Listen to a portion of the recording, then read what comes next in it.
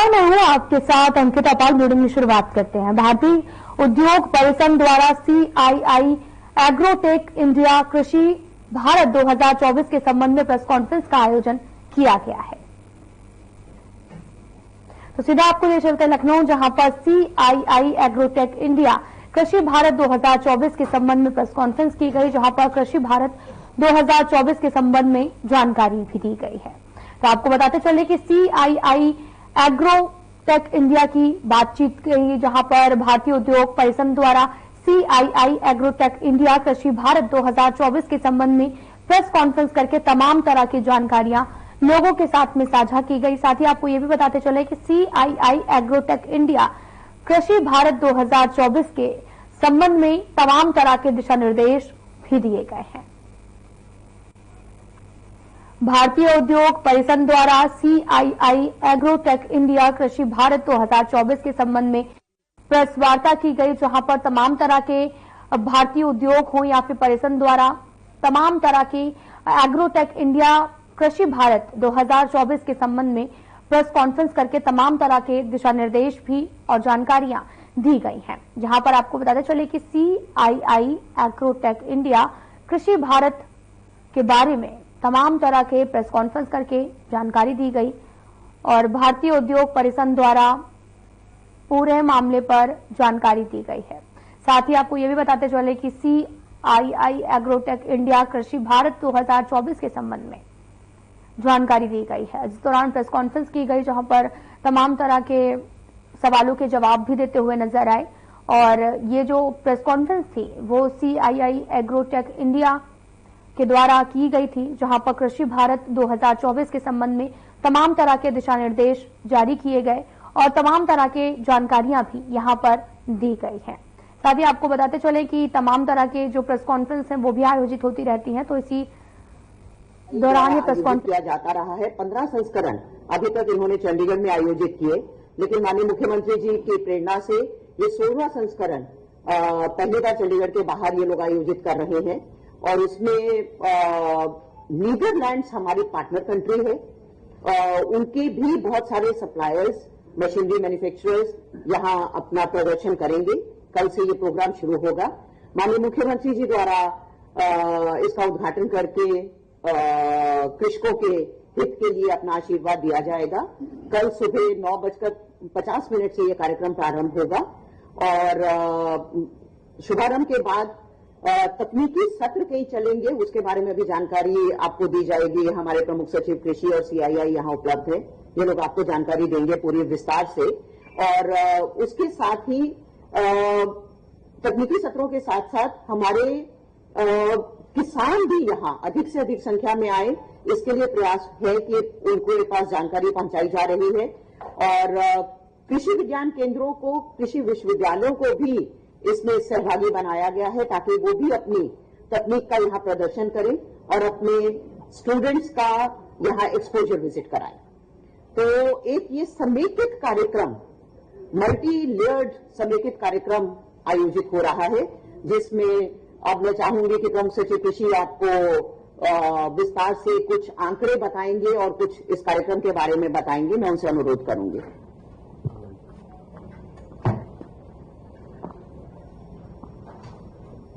ये जो कृषि भारत के नाम से कार्यक्रम किया जा रहा है, ये इससे पहले CII एग्रोटेक इंडिया के नाम से 1994 से कर रहा है। पहले चंडीगढ़ में किया करता था इसको।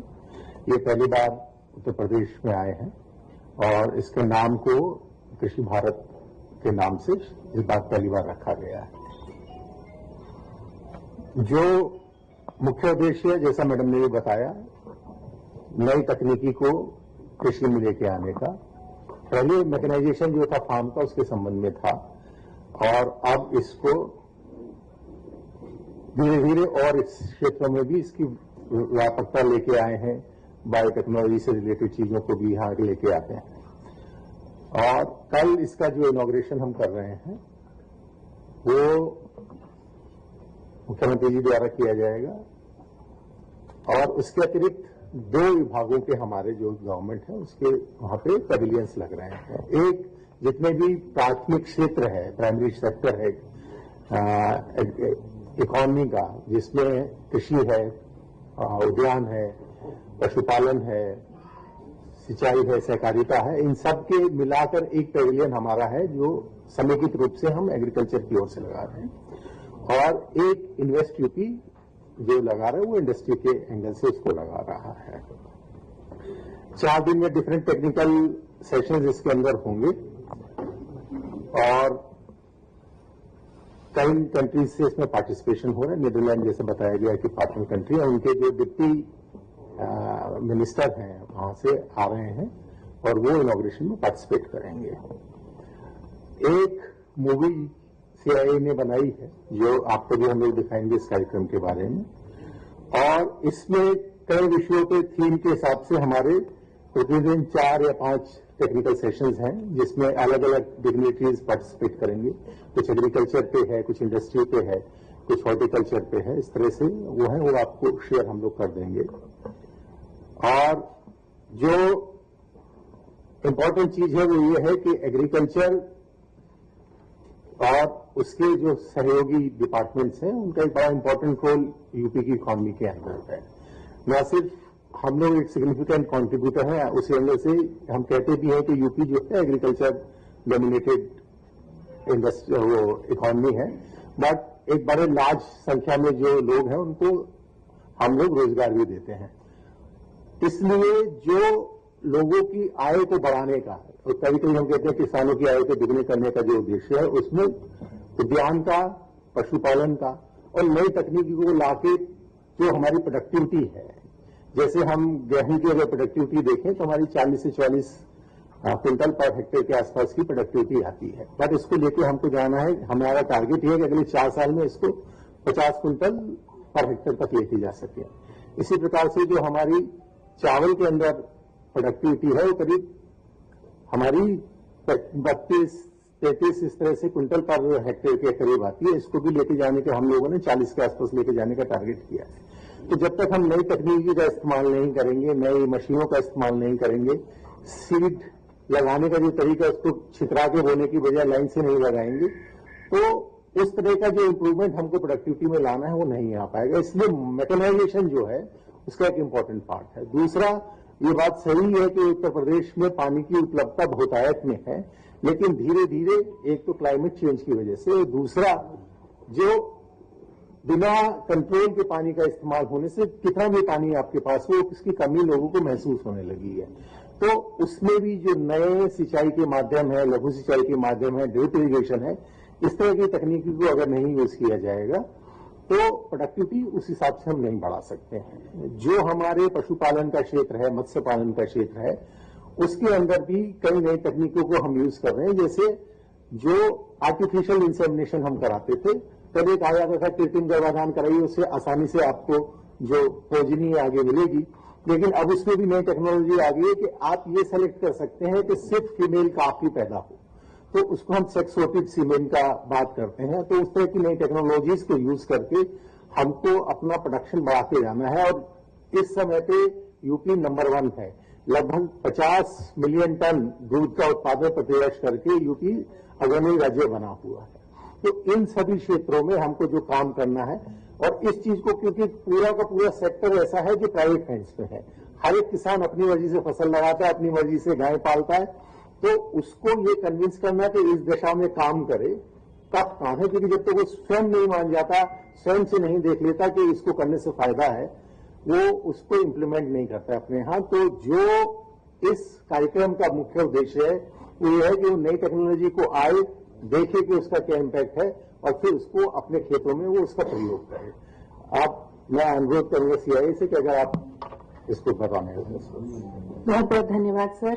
एंड मैं बहुत धन्यवाद देना चाहूंगी कृषि उत्पादन आयुक्त मैडम श्रीमती मोनिका गर्ग जी का, और हमारे प्रमुख सचिव कृषि श्री रविंद्र जी का, और CEO invest UP Shri Abhishek Prakash ji का, कि हमें इस आयोजन को यूपी में लाने के लिए और इस स्केल पे करने के लिए उन्होंने हमारा बहुत बहुत सहयोग दिया है, और जो बहुमूल्य समय और सपोर्ट उन्होंने हमको दिया है, इसके लिए हमारा बहुत बहुत आभार है उत्तर प्रदेश की पूरी सरकार को जैसा कि मैडम ने और सर ने आपको बताया कि ये 16वां संस्करण है एग्रोटेक का, जो कृषि भारत के नाम से उत्तर प्रदेश में किया जा रहा है। और ये बताते हुए हमें बहुत हर्ष हो रहा है आपको कि इसमें गवर्नमेंट का पूरा हमारा सहयोग रहा है और ढेर मात्रा में किसान इस टेक्निक्स को, जो हम टेक्नोलॉजीज, इनोवेशन, जिस टाइप की प्रोसेसेस और जिससे उत्पादकता और जो भी इम्प्रूवमेंट्स लाए जा सकते हैं कृषि के उसमें नीति में, उसके लिए गवर्नमेंट का हमारे को बहुत सहयोग मिल रहा है। और 200 से भी ज्यादा एग्जिबिटर्स देश विदेश से यहाँ पर आएंगे और अपनी अपनी टेक्नोलॉजीज का, अपने इक्विपमेंट का, जिस टाइप का प्रोसेसेस यूज करने चाहिए एग्रीकल्चर के लिए, उनका प्रदर्शन करेंगे। कुछ नाम जो मैं आपको बता सकती हूँ, लगभग जितनी भी बड़ी कंपनियां हैं एग्रीकल्चर के क्षेत्र में। तो सीधा आपको लिए चलते हैं झारखंड के बोकारो विधानसभा, जहां पर सीएम योगी आदित्यनाथ पहुंचे हैं, जहां पर जनसभा को संबोधित कर रहे हैं। तो आपको बताते चले कि आज झारखंड के बोकारो पहुंचे हुए हैं सीएम योगी आदित्यनाथ, जहां पर उन्होंने जनसभा को संबोधित किया और लगातार विधानसभा में दौरा कर रहे हैं। एक तरफ पिछले 10 वर्ष में प्रधानमंत्री मोदी जी के नेतृत्व में हम एक नया भारत देख रहे हैं। एक नया भारत जो एक भारत भी है और श्रेष्ठ भारत भी है। एक भारत श्रेष्ठ भारत की परिकल्पना को साकार होते हुए हमने देखा है। भारत की सीमाएं मोदी जी के नेतृत्व में सुरक्षित हुई है। आपने देखा होगा, जो पाकिस्तान पहले भारत की सीमा में आतंकियों की घुसपैठ कराता था, आज उसकी रूहें कांप रही है, क्योंकि उसे मालूम है ये नया भारत है, ये नया भारत है। छेड़ता नहीं है, लेकिन कोई छेड़ेगा तो उसको छोड़ता भी नहीं है। ये नया भारत है। अगर पाकिस्तान किसी आतंकी को भारत के अंदर घुसाता है, तो भारत के बहादुर जवान उस आतंकवादी को जहन्नुम की यात्रा में भेजने का काम कर देते हैं, वह वापस पाकिस्तान नहीं पहुंच पाता है। देश के अंदर आतंकवाद की जो कश्मीर की धारा 370 समाप्त हो गई। और यही नहीं, आज तो देश के अंदर बड़े बड़े कार्य मोदी जी के नेतृत्व में हाईवे के, रेलवे के, एयरपोर्ट के निर्माण का आपने कल देखा होगा। प्रधानमंत्री जी ने बिहार के दरभंगा में एम्स का शिलान्यास किया। एम्स बन रहे हैं, आईआईटी बन रहे हैं, आईएम बन रहे हैं, 1 डिस्ट्रिक्ट 1 मेडिकल कॉलेज का निर्माण हो रहा है, हर घर नल की योजना भी लागू हो रही है। बहनों और भाइयों, इन सब के साथ ही देश के अंदर 80 करोड़ गरीबों को फ्री में राशन की सुविधा का लाभ, 50 करोड़ गरीबों को 5 लाख रुपए की प्रतिवर्ष स्वास्थ्य का निःशुल्क उपचार की व्यवस्था। और मोदी जी ने तो ये भी आदेश कर दिया है कि 70 वर्ष से ऊपर के हरेक बुजुर्ग को फ्री में उपचार की 5 लाख रुपए की फ्री में उपचार की व्यवस्था हर वर्ष करेंगे। बहनों और भाइयों, 12 करोड़ किसानों को किसान सम्मान निधि, 10 करोड़ गरीबों के घर में शौचालय का निर्माण और उज्ज्वला योजना का कनेक्शन पहुंच गया है। और 4 करोड़ लोग फ्री में आवास भी प्राप्त कर गए हैं। मैं पूछना चाहता हूं, ये काम कांग्रेस भी कर सकती थी, आरजेडी भी कर सकती थी, इन्होंने नहीं किया। अभी कांग्रेस के कोई एक प्रभारी आए थे, वो कह रहे थे सरकार आएगी तो सिलेंडर देंगे। अरे जब तुम्हारी सरकार थी तब क्या कर रहे थे? तब क्यों नहीं दिया? और वो तो कहता है, क्या कह रहा है, यानी हिंदू को भी देंगे, मुसलमान को भी देंगे और घुसपैठियों को भी देंगे। अब यहां के जनजातीय बंधुओं का अधिकार घुसपैठियों को क्यों देंगे? भाजपा इस बात को कह सकती है कि योजना का लाभ जनजाति को मिलेगा, झारखंड वासी को मिलेगा, घुसपैठी को नहीं मिलेगा। और जब कांग्रेस की सरकार थी तब कांग्रेस ने क्यों नहीं किया? आज तो भाजपा कहती है कि सरकार बनते ही 1.5 लाख नौजवानों के लिए नौकरी के विज्ञापन निकाल करके उनकी नौकरी के लिए पहले कैबिनेट में हम लोग घोषणा करेंगे।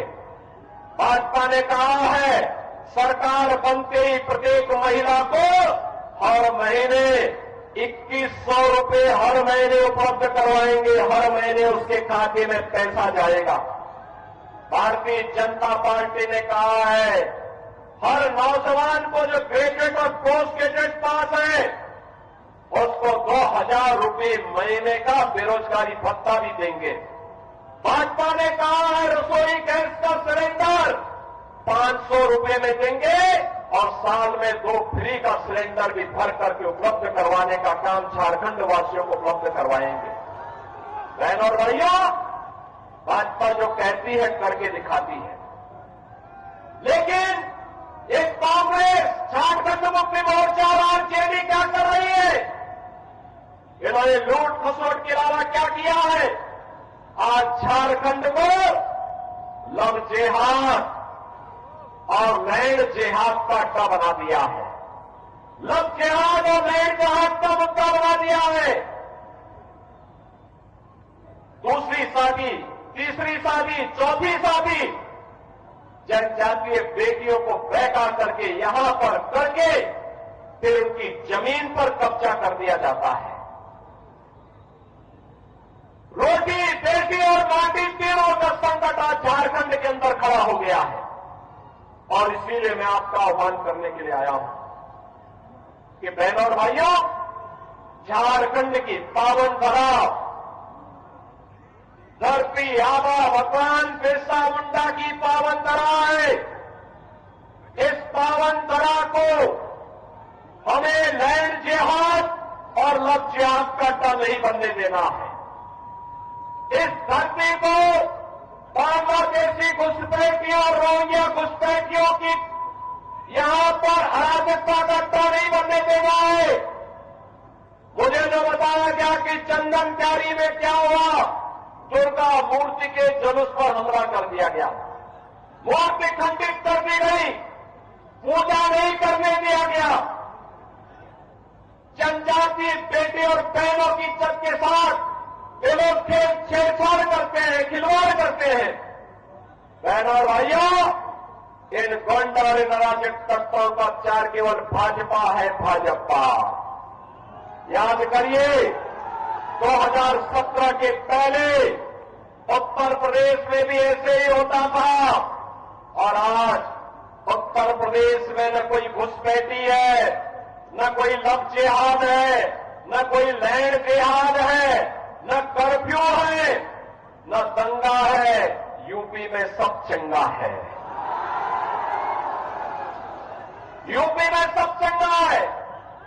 यूपी में कोई दंगा नहीं, कोई रामनवमी के जुलूस में, कोई दुर्गा मूर्ति की पूजा के पंडाल में शोभा यात्रा पर हमला करने का दुस्साहस नहीं कर सकता है, क्योंकि जो करेगा उसे मालूम है कि इसके बाद की यात्रा केवल यमराज के घर जाने की यात्रा होगी।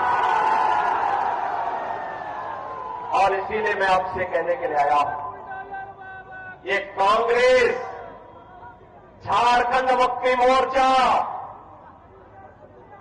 ये आरजेडी आपको लड़ाई की जाति के नाम पे, मुंडा को संथाल से, पासवान को मुसहर से आपस में ही जाति जाति को लड़ाने का काम कर रही है, करेंगे। और आप पटेंगे तो ये लोग मुस्लिम तुष्टीकरण करेंगे। जुलूसों पर हमला करेंगे, आपके पर्व और त्योहार को शांतिपूर्ण तरीके से नहीं होने देंगे। डबल इंजन सरकार का लाभ क्या है?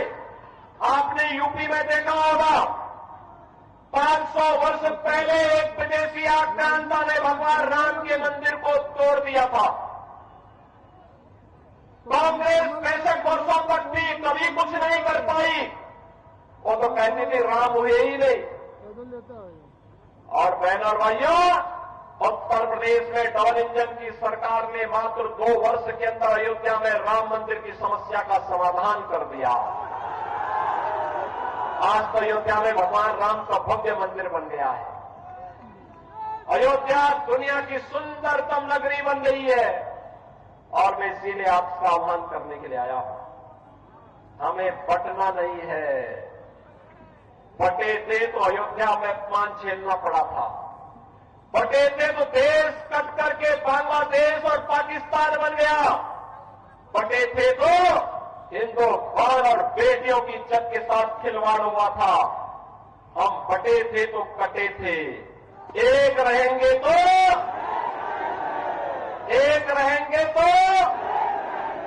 और इसीलिए मैं आपका आह्वान करने के लिए आया हूं। आपको सुरक्षा और समृद्धि देने का काम केवल और केवल भारतीय जनता पार्टी कर सकती है। भारतीय जनता पार्टी ने इसीलिए अपने योग्यतम प्रत्याशियों के रूप में अपने वर्तमान विधायकों को ही प्रत्याशी बना करके आपके बीच उतारा है। श्री बिरंची नारायण को बोकारो विधानसभा क्षेत्र से और अमर कुमार बावरी को चंदन क्यारी विधानसभा क्षेत्र से अपना प्रत्याशी बना करके आपके बीच उतारा है। बहनों और भाइयों, इन दोनों को आपका आशीर्वाद प्राप्त होगा।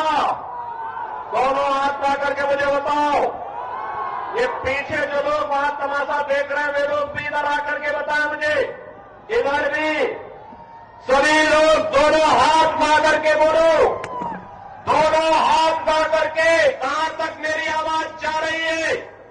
दोनों हाथ ला करके बोलो, इन दोनों प्रत्याशियों को विजयी बना के भेजेंगे, बना के भेजेंगे, दोनों लोगों को जिता करके भेजेंगे।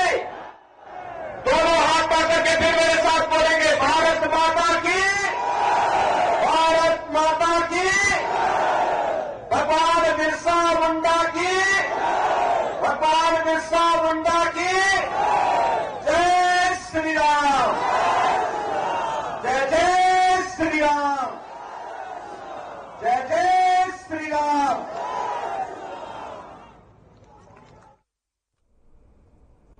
तो आप सीएम योगी आदित्यनाथ को सुन रहे थे, जो कि झारखंड के बोकारो पहुंचे थे, जहां पर प्रत्याशियों के पक्ष में लगातार चुनाव प्रचार कर रहे हैं और उनको जिताने की अपील भी लोगों से करते नजर आए। साथ ही उन्होंने अयोध्या के मुद्दे पर बोला और साथ ही यूपी के तर्ज पर उन्होंने कानून के जो भी उल्लंघन करते हैं उन पर कड़ी कार्रवाई की बात भी कही थी।